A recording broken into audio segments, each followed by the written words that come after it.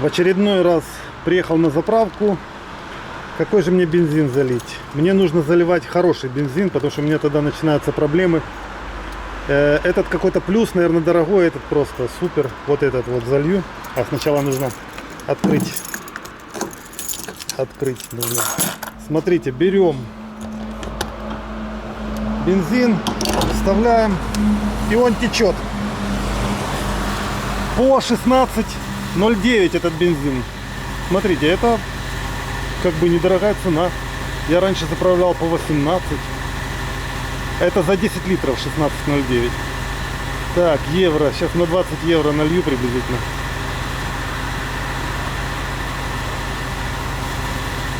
Ой, уже 21. Давайте на 25. Ну так, 16 литров налил. На какое-то время мне хватит ездить. Вешаем и идем платить. Hallo. Tankstelle Nummer 3. Oh, danke schön. Tschüss. Schönen Tag.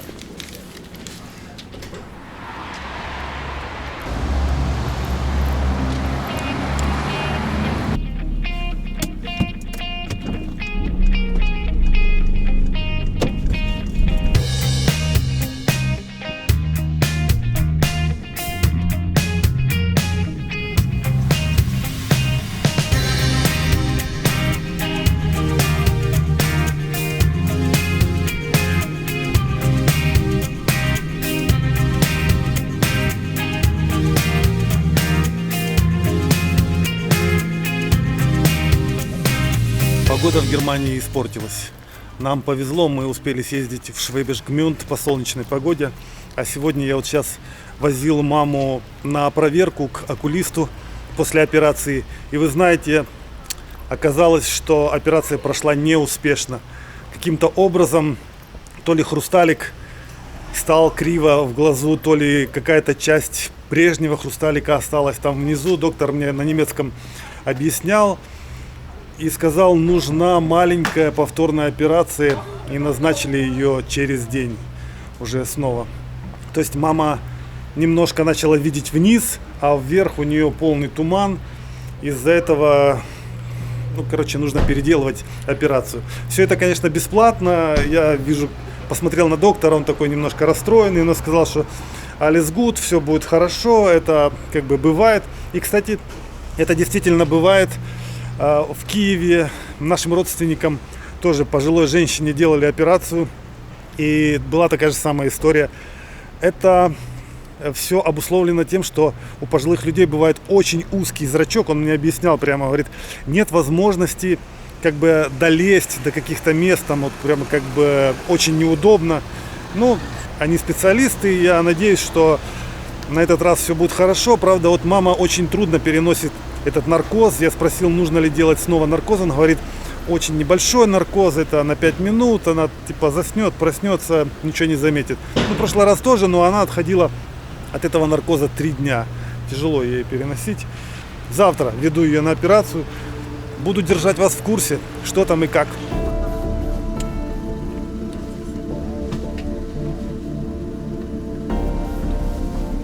Так, у нас дубль 2. Операция дубль 2. Мама садится в машину. Сейчас будем ехать снова в больницу. Как ты, мамусь, вообще этим глазом видишь? Хоть чуть-чуть? На котором сделали да, операцию? на котором операция. Нет, ничего я не вижу. Вообще, о боже, он у тебя какой-то красный. Ну да, заметно он отличается. Ну, одевай очки. Поехали. Надеюсь, в этот раз все будет лучше. Ну, какой-то свет просто, да, проступает и все, да? Поначалу было вроде прояснение, но дымка. А потом остановилось и дальше никакого. Ничего себе. Вообще ничего не видно. Ничего, абсолютно никакого движения.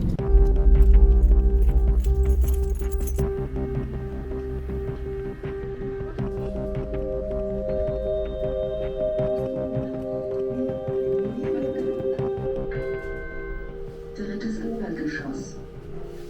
Tür öffnet.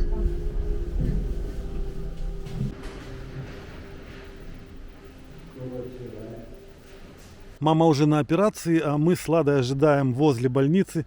Я вот прогуливаюсь по небольшому скверу, который здесь. Кстати, вот прям окна, и в окнах люди лежат на каталках. Это что, операционная прям такая? Интересно. Я, например, считаю, что медицина здесь хорошая. Хотя даже Лада со мной не совсем согласна. Она считает, что здесь как бы не занимается профилактикой. Ну, может быть, так и есть в какой-то степени, но с другой стороны, мы не являемся гражданами Германии.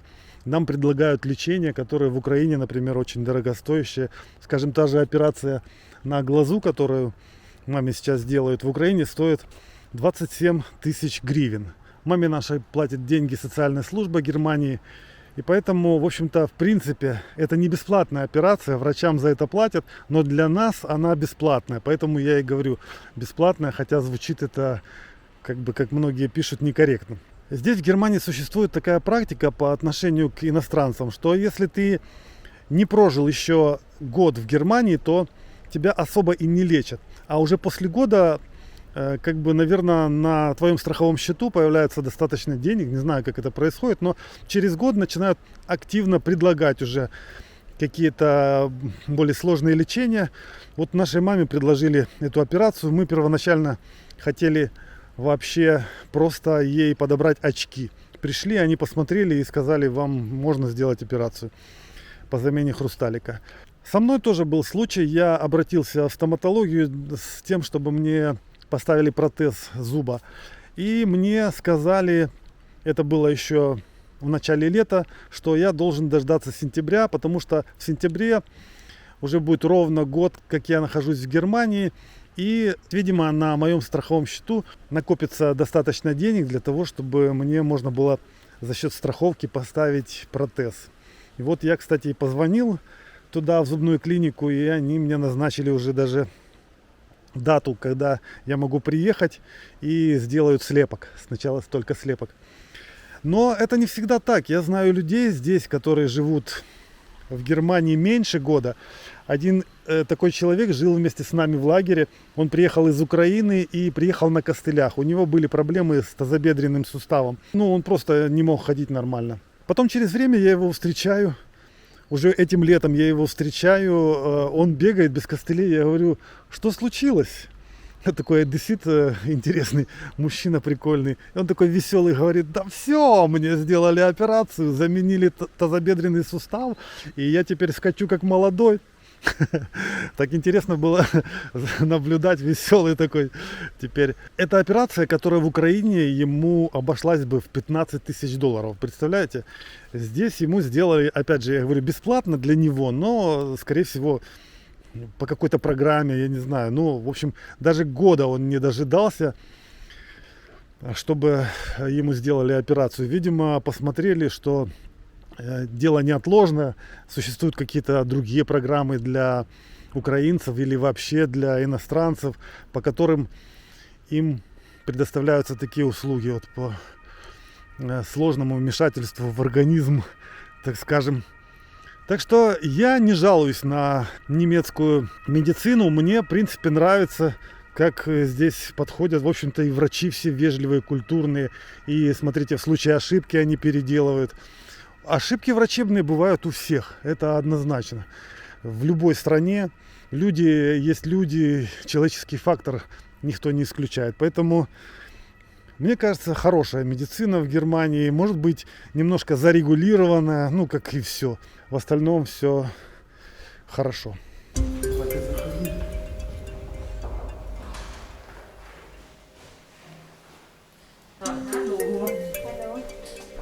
Alles gut? Alles gut. Садитесь, садитесь.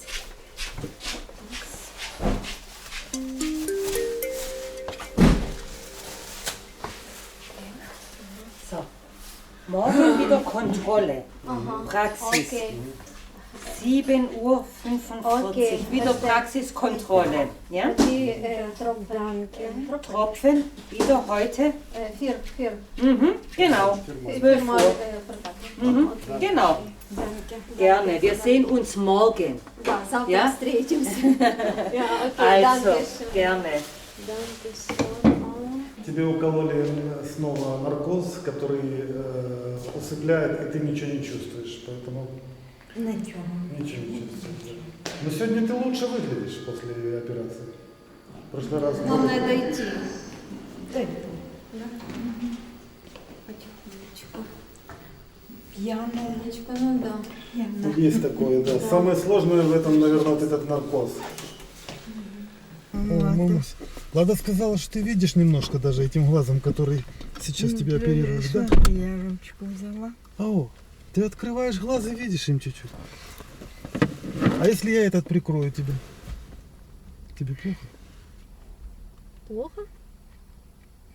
Вижу, машина поїхала жовта. О, так это Тільки хорошо. слабо бачу. Слабо, зато видишь, мамусь. Ура. В прошлый раз же ничего не видела. Все, скорее всего, что все окей. исправили. В этот раз все окей. О, поїхала другая машина. Ну, отлично, отлично. А то мы уже перепугались. Ну все, тогда домой и отсыпаться. Осторожно, машина. Машина проскочила. Все, я понял. Молодец. Так, я потихоньку. буду А ехать. тут раз я вообще нічого не. Да, в тот раз ты не видела ничего, да. Ну таке впечатлення, що я запорожила око. Ну да, это так и должно быть, да. Сейчас закапаем.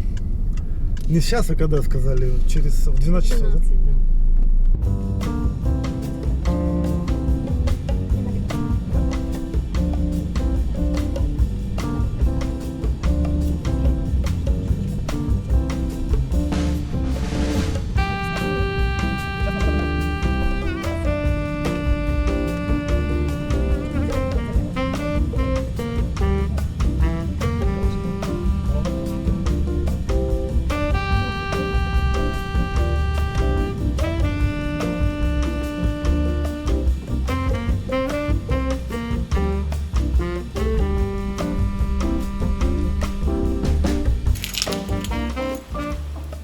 Ой, это что такое? Это записка, какая-то записка. Что написано? Darf ich bei euch essen? Grüße. Дальше непонятно. Можно я с вами поем? Так это, наверное, Самуэль написал. Самуэль проголодался. Надо будет ему принести еды немного. Ладно. Мамусь, это я. Ты видела, тебе тут твой сосед записочку оставил? Написал, я хочу с вами поесть. Как ты себя чувствуешь вообще? Лучше тільки спати не могла. Заснула тільки піду. А видишь как? Как ты видишь? Уже як так закриваю, от тебе я бачу, тільки пелена.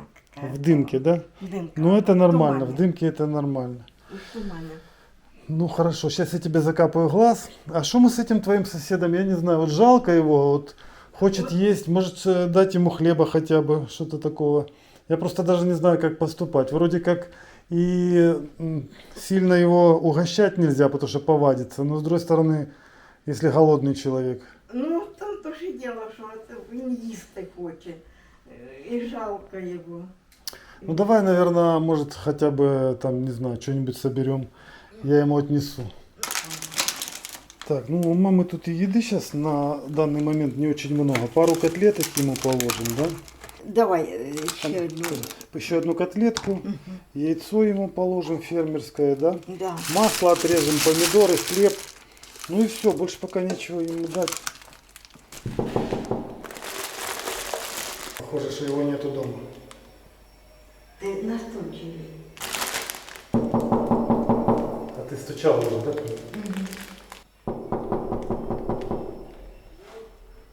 Самуэль, das ist Vitali. Nachbarn.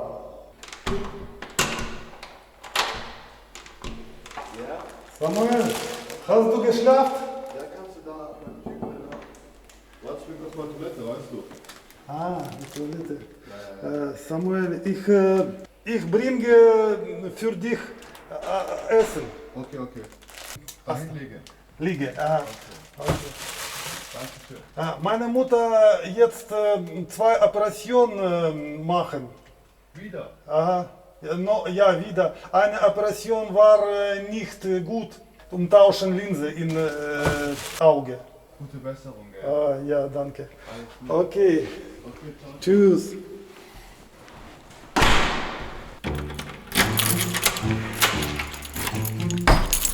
В общем, я ему отнес. І що він сказав? Сказал спасибо, но сам не показывался. Он типа в ванной там где-то был. Я стучал, он в туалете был. Говорит, положи. Спасибо большое. Я сказал, что ты 2 операции перенесла, что ты спишь. Он говорит, выздоровления тебе пожелал. Ну у него там макароны какие-то на плите стояли. Ну, слава Богу.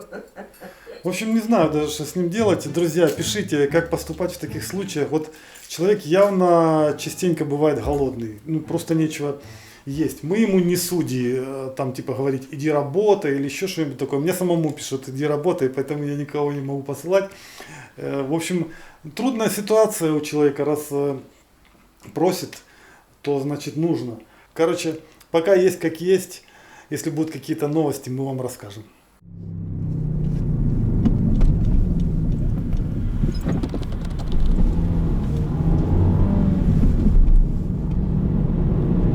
Через 2 кілометрів. На кільці другий з'їзд на бій 466.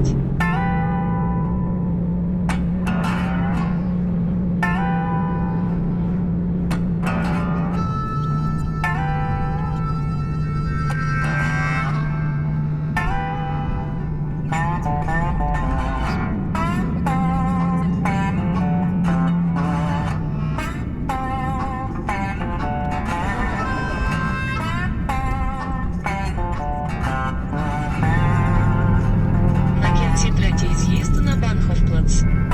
Потім поверніть праворуч на Банхофстрас. Всем привет, друзья! Вы в настоящем моменте. Меня зовут Виталий, со мной Лада. Мы находимся в Германии, и сегодня мы приехали в один очень красивый, просто сказочный городок, который называется Schwäbisch Gmünd. Так получилось, что мы начали знакомство с городком с вот этой вот башни. Это старинная башня, можно сказать, древняя башня. Она построена в 14 веке.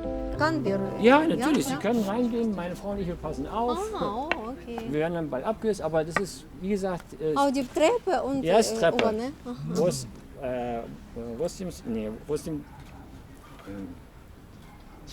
na, 86 Stufen.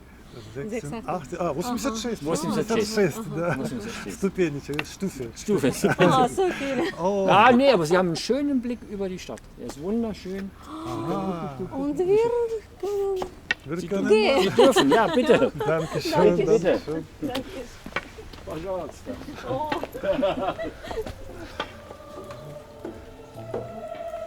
So, da ist sie wieder, die junge Dame.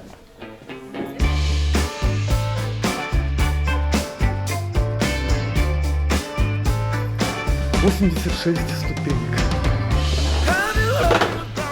Скрипят. Сказал, что видно весь город. Мы должны обязательно посмотреть. Ух ты! Интересный какой. Это когда ты забрался наполовину, вот у тебя такое лицо. Ты еще не дошел до верха, да? А ты уже удивлен, да? Это мое сейчас состояние. Слушайте, мы думали, что наверху башни мы найдем какую-то площадку обзорную, а мы здесь нашли квартиру. Представьте, квартирку, в которой живут люди, студенты. Он сказал, здесь жили студенты, наверное. Смотрите, это туалет. Сейчас здесь никто не живет, но в принципе когда-то это была жилая комната Талик, прямо на башне. мы нашли себе ночлег на сегодня. Да? Да. О, класс. О, посмотрите, это старинная кровать. Сказал Альтевуну, то есть это старая квартира, Здесь раньше жили студенты, но сейчас никто больше не живет. Интересно. А слышишь, как скрипят, Да. скрипят полы? Это как у нас на старой квартире, да, с тобой? Любой может зайти посмотреть. В общем, это удивительно. Друзья, вид, конечно, только из окон. Только из окон. Выглядываешь, посмотришь на город. Trusting your instincts, realize that knowing looks different to each. When living authentic, do more exploring, deeper than knowing just what is essential for life that is thriving. Конечно, немецкие города в основном похожи друг на друга. Но если присмотреться, у каждого из них есть своя какая-то изюминка, свои особенности. И вот здесь, например, протекает такая небольшая, неглубокая речка, которая называется Ремс. И она полна камней, каких-то порогов, мостиков интересных. Сразу здесь вот даже вот на набережной этой реки интересно пройтись. За рекой есть парк. Небольшой парк, мы его видели уже с башни. И в этот парк оказалось платный вход сегодня. Не знаю, может не только сегодня, может всегда здесь платный вход. 12 евро вход в парк с человека. Ага, смотрите, здесь 7 евро стоит вход с одного взрослого в этот парк. И на 2 дня можно купить билет за 12 евро. На 2 дня. Зачем мне билет на 2 дня вообще?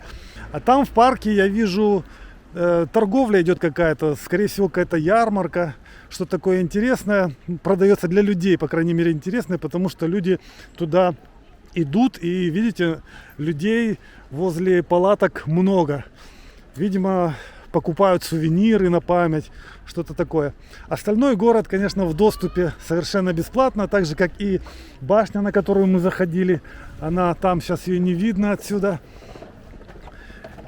Поэтому мы сразу же окунулись в атмосферу такого туристического городка, в центре которого стоит вот такое вот футуристическое здание. Очень современное, совсем не немецкое, никакой не фахверк. А смотрите, какое-то странное здание, похоже скорее на куб. Ну, не знаю, это, в общем, ультра, что такое модное, модерн. Все, вот смотрите, видите, очередь стоит. Обратите внимание, сколько людей стоит, платит по 12 евро, чтобы зайти на эту ярмарку. Да. И тут постоянная очередь целый день. И с одной стороны, и с другой стороны. Мы уже были там, посмотрели. В общем, непонятно, зачем люди там стоят, но, в принципе, наверное, есть зачем. Но мы сегодня будем рассказывать вам не только про город.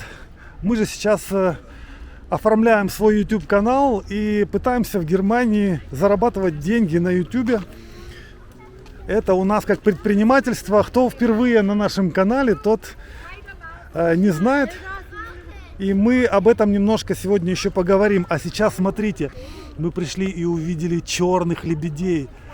Вот разных лебедей мы в Германии видели, белых в основном. Уток, да, один, да, черный лебедь. Речечка мелкая, но вода чистая. Здесь, в принципе, большинство рек такие в Германии, в этой местности, по крайней мере, в Баден-Вюртемберг, прозрачные реки чистые, с горной чистой водой. Я так думаю, мне иногда кажется, с этой реки воду пить можно. Но плохо, что купаться в них нельзя. По Швебиш-Гмюнду курсирует вот такой красненький автобусик с прицепом, ну то есть такой поезд, можно сказать, который возит туристов и показывает им город. И маршрут у него не очень длинный, буквально, я не знаю, 1 километр. Он здесь крутится по центру. Мы узнали, сколько стоит проезд на таком автобусе. 3 евро стоит для взрослого человека, причем на целый день. Можно целый день ездить на нем. Ганстаг, как сказал нам один из дядечек в красной куртке, водитель. Я у него спрашиваю, а на гору вы не заезжаете?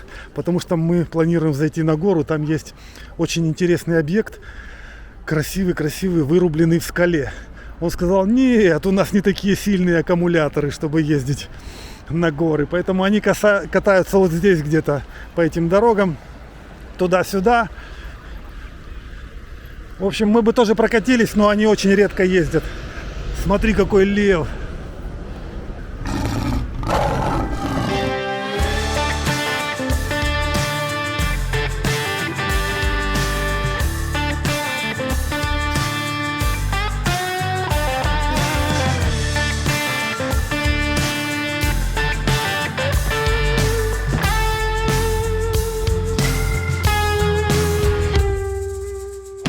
К нам пришла целая пачка писем из джоб-центра, из налоговой инстанции, с финансамт, и с интернет-провайдера, в общем, и все пришли в субботу.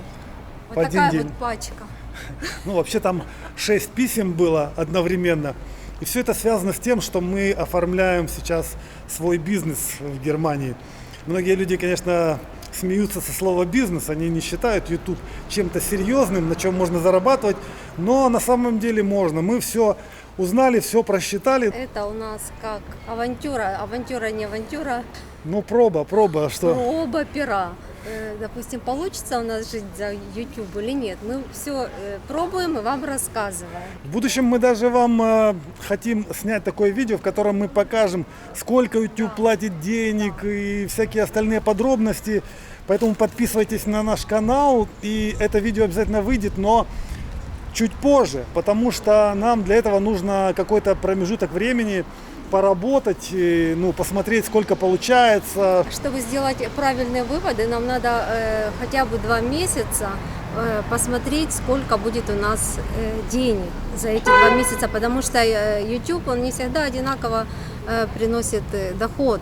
То есть один месяц может быть, допустим, 500, другой месяц может быть 1500, третий месяц может 100 евро. Поэтому хотя бы 2 месяца мы должны проконтролировать это все, а потом вам расскажем, сколько же у нас в месяц получается.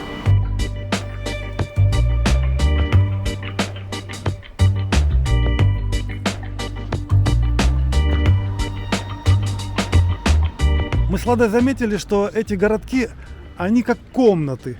Ты как бы не ощущаешь, что ты на улице, ты вроде бы как бы в каком-то помещении без крыши.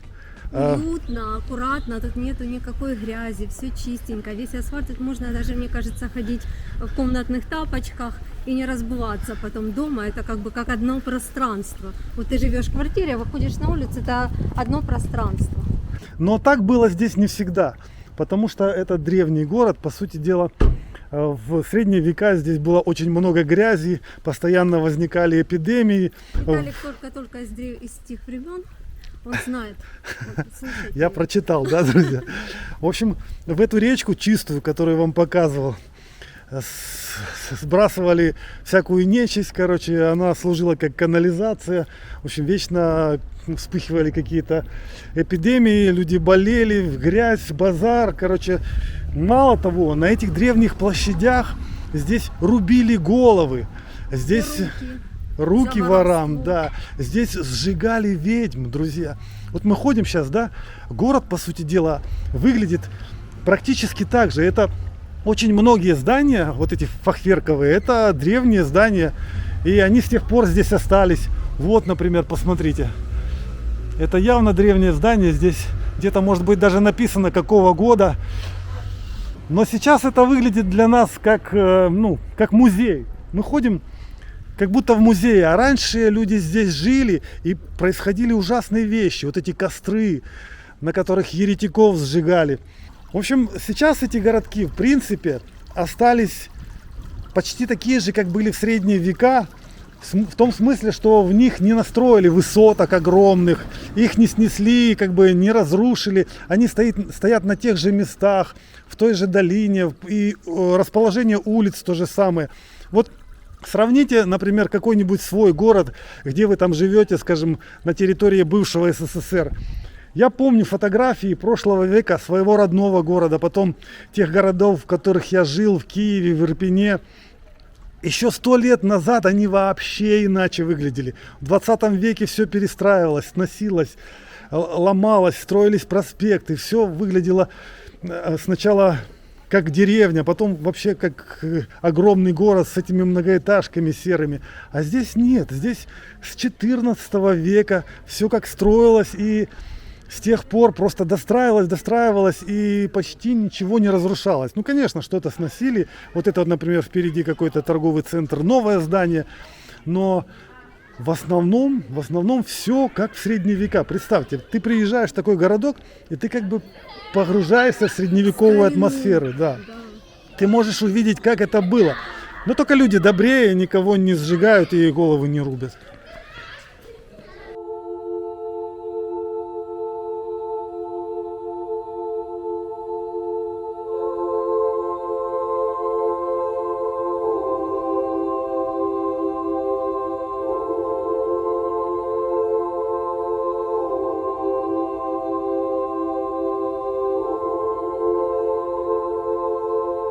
Мы с Ладой заметили, что в городе везде пусто, потому что весь народ толпится в парке, там какое-то мероприятие происходит. Все там скучились, ходят, рассматривают что-то, непонятно что. А здесь и рестораны даже не работают. Смотрите, какой прикольный ресторанчик. Но работает ли он? В прошлом ресторанчике мы с Ладой полчаса изучали меню, а у них оказалась метак-пауза, то есть обеденный перерыв. Здесь тоже закрыто. И собачка лает на нас. Чего ты лаешь? Охраняет. Вот так, смотрите, как будто вымерший город. На самом деле здесь полно людей там в парке тусуются, а вот чуть в сторону отошли, вообще пусто, вообще. И главное, все кафешки закрыты. Лада нашла для нас очередной ресторанчик на улице. Ну, здесь, конечно, очень уютно, в смысле того, что можно посмотреть в разные стороны. 9,50. Тут, наверное, и цены бешеные, да? Ну да. Это сладости, 80 ладно. это все сладости. Нам нужны какая-нибудь съедобная еда Неужели соленая. нет еды? Неужели мы сегодня не поедим с тобой? Кофе 3,50. Ну так более-менее. Экспресса 2,50. Кофе попить можно. И купить сладость. Нам пока не удалось найти чего-нибудь съедобного, соленого. Мы им говорим, есть у вас какая-нибудь картошка фри, какие-нибудь бургеры, мясо, что-нибудь такое съедобное. Нет, у нас только мороженое и сладости. Вау, смотри, какая церковь красивая. Необычная.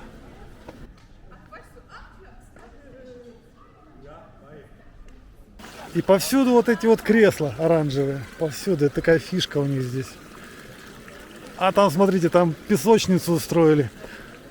Как будто это пляж с пальмами. Я такое в Гёпингене видел тоже. Сейчас ближе подойду. Вот в центре города привозят летом, насыпают вот такую гору песка. Пальмы ставят. Для того, чтобы создать игровую площадку для детей. Огромная песочница. И здесь же родители этих детей могут попить пивко. Да, с пивом тут нету проблем, а вот с картошкой фри, бургерами, шаурмой и прочим удовольствием здесь, конечно, как-то сложновато найти. Это нетрадиционное блюдо. Хотя бы сосиски найти где-то надо. Смотрите, вот большое кафе, много людей, все едят, но здесь продаются только сладкие пирожки. И еще ни одного свободного столика. То есть мы пришли к выводу, что здесь негде поесть просто. Ну да, может вечером больше будет, потому что многие из них открываются после 5. А вообще, конечно, когда ходишь по городу, нужно принюхиваться. И заведения с вот такими вот всякими жареными вещами себя сразу выдают. Здесь пахнет, значит, что-то готовят, что-то можно купить. Лада пошла узнавать.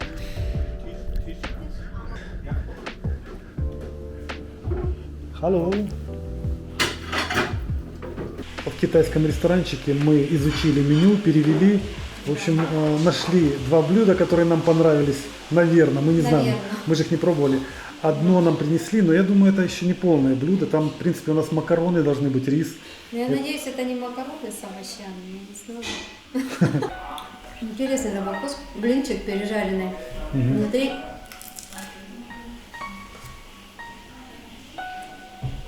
такое даже что-то сладкое, сладко-соленое. Интересный вкус. И остренький, вот такой вот, типа имбиря, соус. Короче, снова прибежал официант. Быстро-быстро, я даже не успел камеру включить. Приволок целые такие огромное блюдо, смотрите, еще. Одно, второе. Слушайте, сразу скажу, вот это блюдо стоит 8 евро или 9, да? Да, 8 с чем-то. 8 евро, она была одно на двоих. Если бы мы знали, что оно такое большое, мы бы одно взяли какое-то. А вот это вот картофель, что ли, или нет? Нет. Это называется жареные макароны С курицей, и с овощами. Это так называется. В общем, друзья, я не знаю, как подавать это все. В общем, жареные макарончики с мяском хорошо, очень хорошо. Они такие сочные, с мясом и с овощами. Еще там капусточка, оно так... Но само по себе оно как бы не очень. Но когда ты берешь вот такую штучку, соус макаешь, а это с чесночком. Как пирожок и с макаронами. Макароны как домашние, да? А сейчас наша постоянная рубрика «Туалеты». В ресторанах я обычно показываю туалеты, потому что они о многом говорят. Это вот мужской туалет, одна такая кабинка. В общем-то, просто кабинка. И даже умывальничек сюда втиснули. Ну, не лакшери, но пойдет. 20 Euro und 80 Cent.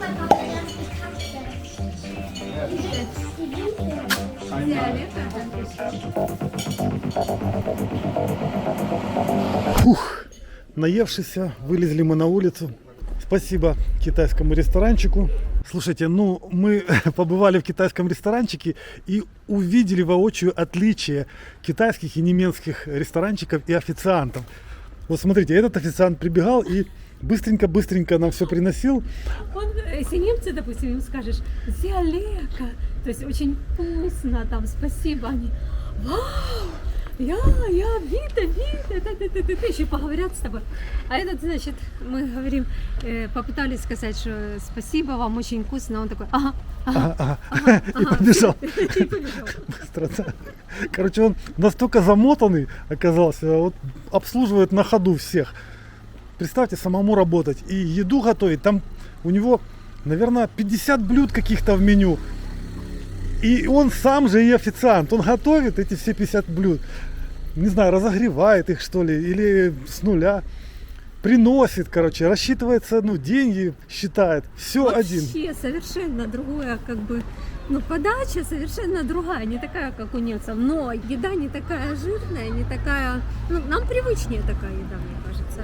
Ну, нам понравилось, да. Азиатская кухня. Потому что мы заказали такую еду, которая более-менее, она не острая, она, в общем-то, ничего там такого нету, макароны с мясом, вот, с овощами. И она не жирная, она немножко даже такая вегетарианская.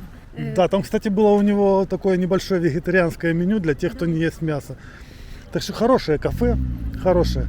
Азиатская кухня неплохая. Ой, а ты чувствуешь, мостик шатается? На нем можно раскачиваться, он не поломается. Прикольно. Итак, друзья, мы начинаем прокрадываться в то самое место, которое я вам обещал показать. Очень интересное место. Мы не знали, платное оно или нет. Подходим издалека, и нам кажется, что это касса, и там кто-то стоит и кому-то что-то платит. А это нет. Это какая-то библейская сцена здесь. В статуях. Это кто? Лада говорит, это Мария Магдалина, а это Христос, да? Никто никому ничего не платит. Вход бесплатный. И здесь вот таких вот беседок со статуями прям по всей дороге бесчетное множество. Ну, а мы, друзья, вам не рассказали про письма, которые нам пришли. Нам же пришло сразу 6 писем, и 2 из них из Джоб-центра. Джоб-центр нас известил о том, что с 1 октября прекращаются наши выплаты. Все, фертик. Фертик по-немецки обозначает все. То есть готово. И мы расстроились сразу, думаю, так, ну а мы же еще, в принципе, не готовы перейти на самоокупаемость. Но потом почитали дальше, и там написано, что теперь вы должны подать новое заявление на новое пособие, из которого будут вычитаться ваши новые заработки как предпринимателя. То есть мы будем показывать, сколько мы зарабатываем, и они будут это вычитать. Короче, новая система. Теперь у нас Германия. Сколько зарабатываем и сколько мы еще расходуем. Наши расходники тоже написали, что мы должны сообщить, сколько. Да, короче, мы будем Джоб-центру сообщать всю нашу финансовую активность, и он будет добавлять нам до прожиточного минимума, о котором я уже упоминал. Прожиточный минимум получается на двоих человек в Германии около 1000 евро в месяц. Это только вот на нужды, на еду и одежду, и там, я не знаю, проезд, оплата телефона, ну и всякие другие мелочи. Это сюда не включается ни квартира, ни машина, никакие другие коммунальные платежи. Только вот еда, 1000 евро. Посмотрите на Ладу. Говорят, это не работа. YouTube это не работа. Для Лады это мучительная работа. YouTube. Ходить по этим городам, лазить по этим горам, вечно лазить куда-то к интересным местам. А все интересные места в Германии почему-то на горах находятся. Вон, посмотрите, уже видите, открывается какая-то там терраса с распятиями. 3 распятых. Видишь, это как гора Голгофа. Да, так это и есть Голгофа, получается. Это ж посредине Иисуса, там 2 разбойника. Ты не помнишь? Помню. Но сюда однозначно стоило зайти. Да, ладно, посмотри, какой вид. На весь город практически открывается. Рядом с нами тут железная дорога. Вот вокзал. И там дальше центр, где мы были. Вон там. На холмах там тоже есть какие-то городки. Красиво здесь. Во, ради чего мы пришли сюда, друзья, чуть не прозевал. Бац, и мы уже вышли к этому. Реально? Да, это реально высечено в скале. Вот это вот здание, оно частично высечено в скале, частично построено. И это как произведение искусства, да, это церковь небольшая с башней. Башня, конечно, построена, а здесь вот эти вот все, вот эта вот стена внешняя, это высечено. Посмотрите, как сделано классно.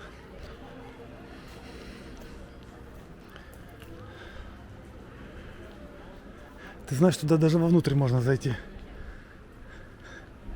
Можешь попробовать. Если дверь открыта, то мы посмотрим, что там внутри.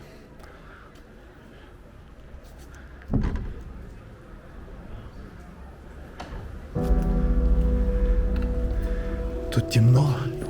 Вау, посмотрите, тут какое-то помещение такое. Это была пещера.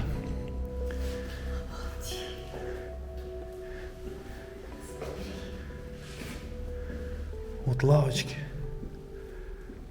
Там свечи стоят. Статуэтки. Троицы. Прям как живой. Вау, это какая-то женщина. Это Анна Зельдрит. Да? Это реальная женщина, которая жила на земле, наверное, да? Может, она святая здесь какая-то? Мы не в курсе. Посмотрите, какие колонны. Это вот высечено. Все, это пещера, видимо, помазанная, ну, в смысле, немножко оштукатуренная, подровняли. Потолки кривые вообще-то. Ну, вот такие вот сводчатые.